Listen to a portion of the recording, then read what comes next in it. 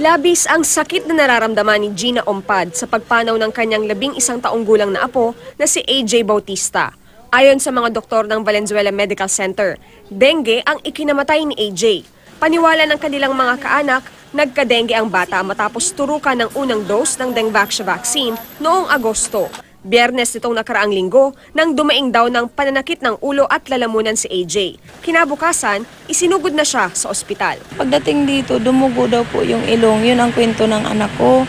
Yung pagdugo, agad-agad siya dinala sa ICU. Nagwawala siya. Sakit daw ulo niya. Pero hindi bumuti ang lagay ni AJ hanggang sa biglang namatay alauna ng madaling araw kahapon. Talagang nanginginig siya. Tapos nung pagpanginginig niya, yun, nawala na siya ng malay. Tapos nilagyan pa siya ng parang support doon sa paghinga niya. Pag alis ko, alas 12 yun, umalis ako. Pagtalikod ko lang daw po, nawala yung apo ko. Sabi ko nga, Dok, tulungan mo kami lang. Gawin niyo ang lahat. Gawin niyo kung anong nararapat. Huwag lang mawala ang apo ko. Pero wala talaga, ma'am. Hindi pa rin daw makapaniwala ang pamilya ni AJ sa nangyari, lalo't malusog naman siya. Ang ikinatatakot pa nila ngayon, ang lagay ng nakababatang kapatid ni AJ na si Ashley na kasabay niyang tinurukan ng unang dose ng Dengvaxia. Isinugod sa ospital ang 10 taong gulang na si Ashley noong Sabado dahil sa parehong sintomas. Pero hanggang ngayon, hindi pa raw tiyak kung dengue ba ang tumama sa bata. Bumuti na raw ang kanyang lagay bagamat namamaga pa ang mga binti at may rashes.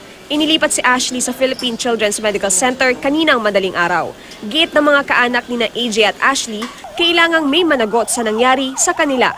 Dapat inayos na muna yung bago sila nagpalabas ng turok na yan. Kasi kawawa po yung ko, wala na, patay na, hindi na mabawi. Akala ko ba tulong sa buhay yung pala, pampatay yun? Ayon kay dating Health Secretary Janet Green, pananagutan niya ang pagkamatay ng mga bata kung mapatutunayang dahil ito sa Dengvaxia vaccine. Pero dapat din daw managot ang Sanofi Pasteur ang gumawa ng bakuna. Dapat ilabas ang lahat ng katotohanan. Kung may kasalanan ang Sanofi, panagutan nila. Kung meron naman kaming kasalanan, haharapin po namin yun. Pero ang pinaka-importante dito, tamang impormasyon ang dumarating sa mga tao, tamang eksperto ang mga nagsasalita. Victoria Tulad, GMA News.